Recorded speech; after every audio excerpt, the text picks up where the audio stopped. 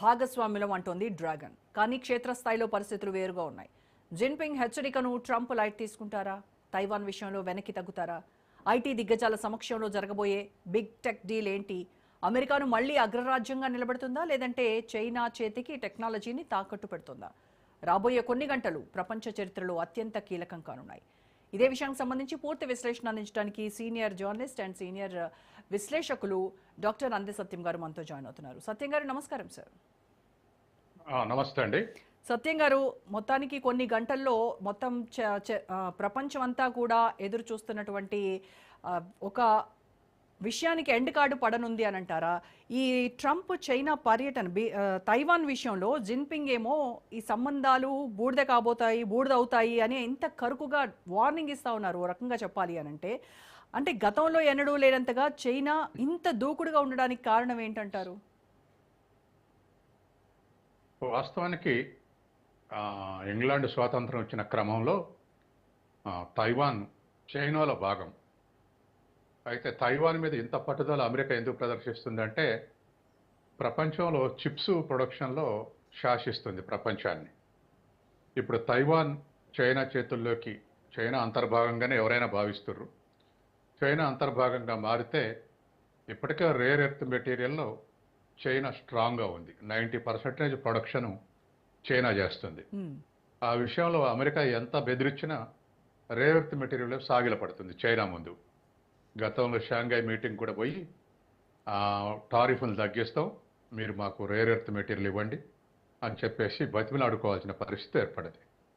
టారిఫ్లతోటి బెదిరిద్దాం అనుకున్నటువంటి ట్రంప్ ఈ rare earth material supply short చేయడంతో సాగిలపడి మళ్ళీ ఒప్పందం చేసుకుంటారు. ఇప్పుడు చిప్స్ విషయంలో కూడా తైవాన్ చైనాలో అంతర్భాగంగా మారితే, భౌతికంగా కూడా మారితే అమెరికా యొక్క మోనోపలి దెబ్బతినటువంటి అవకాశం ఉంది. కాబట్టి చైనాకు అడ్వాంటేజ్ రాకుంటుండటం కోసమే చైనాకు ఆయుధ సప్లై చేయటం, మిలిటరీ సహాయం చేయటం చేస్తూ ఉంది. చైనా దానికి అభ్యంతరం చెప్తుంది. మాకు దగ్గరలో ఉన్నటువంటి మా అంతర్భాగం ఉన్నటువంటి తైవాన్ని ఎంకరేజ్ చేసి పెంచి పోషిస్తుంది, శత్రువు తయారు చేస్తుంది అనేటువంటిది. రెండోది, తైవాన్ ప్రజలు కూడా, మెజారిటీ ప్రజలు చైనాలో మెర్జీ చేయడానికి వ్యతిరేకంగా ఉన్నారు. ఎందుకంటే China single party system, iron discipline ఉన్నటువంటి దేశం, తైవాన్లో డెమోక్రటిక్గా వ్యవహరిస్తున్నటువంటి దేశం, తర్వాత మోడర్నైజ్ అయి ఉన్నది. కాబట్టి దీనికి అలవైనటువంటి ప్రజలు దాంట్లో మెర్చి కావటానికి ఇష్టపడట్లేదు. చైనా అనుకూల పార్టీ, తైవాన్లో చైనా అనుకూల పార్టీ ఎప్పుడు గెలవట్లేదు. దాంతో చైనాకి ఇబ్బందులు వస్తున్నాయి. దాన్ని ఆసరా చేసుకుని అమెరికా ఎంకరేజ్ చేస్తుంది. కాబట్టి ఇవాళ చైనా అనేటువంటిది, తైవాన్ అనేటువంటిది ఒక పీఠముడిగా రెండు దేశాల మధ్య ఉంది. ఇది ఒక అంశం. తర్వాత రెండోది, ఆర్థికంగా చూసుకున్నప్పుడు America $31 trillion economy, China $21 trillion economy, 1-2లో ఉన్నారు పొజిషన్లో. అయితే trade surplus China $300 billion trade surplus ఉంది. ఇప్పుడు భారతదేశం ఎగెనిస్ట్ అమెరికా $45 బిలియన్ సర్ప్లస్ ఉంటే, చైనా $300 బిలియన్ సర్ప్లస్ ఉంది. అట్లాగే America foreign reserves $700 billion equal to India, ఆ మేరకే ఉంది. కానీ చైనా మాత్రం $4000 బిలియన్ సర్ప్లస్ ఉంది. ప్రపంచంలో ఇదే హైయెస్ట్ ఫారెన్ రిజర్వ్స్ కలిసినటువంటి చైనా. కాబట్టి రెండింటి మధ్య ట్రేడ్ అనివార్యం, చైనాకు అమెరికాకు మధ్య అనివార్యం. దరిదాపు $700 బిలియన్ సుమారుగా రెండింటి మధ్య ట్రేడ్ జరుగుతూ ఉంది. అందుకని ఇవాళ ఉన్నటువంటి పరిస్థితుల్లో ఒకదాని అవసరం ఒకదానికి ఉంది ఈ విషయంలో. తర్వాత రెండవది, టెస్లాకు పెద్ద మార్కెట్ చైనా, ఇంకా ఇంప్రూవ్ చేయాలనుకుంటుంది. ఎందుకంటే టెస్లా ఈ మధ్య కొంచెం డిస్కరేజింగ్ సిచ్యువేషన్లో ఉంది.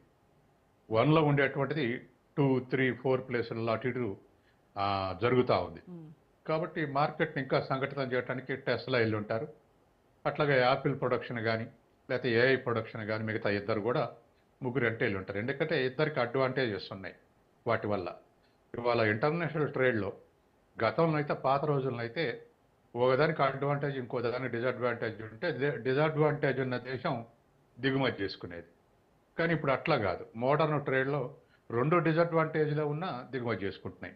ఎందుకంటే తన దేశంలో ఏబీ ఉత్పత్తి చేస్తే, దిగుమతి చేస్తే బి ఇంకా చీప్గా వస్తే ఏ ఎక్కువ ప్రొడ్యూస్ చేసి ఎక్స్పోర్ట్ చేసి బిని దిగుమతి చేసుకుంటారు. అట్లా వరల్డ్ ట్రేడ్ ఖచ్చితంగా ఉండాల్సిన పరిస్థితి వచ్చింది. ప్రతి దేశం యొక్క జీడిపిలో ట్రేడ్ మేజర్ కాంపోనెంట్గా మారుతా ఉంది.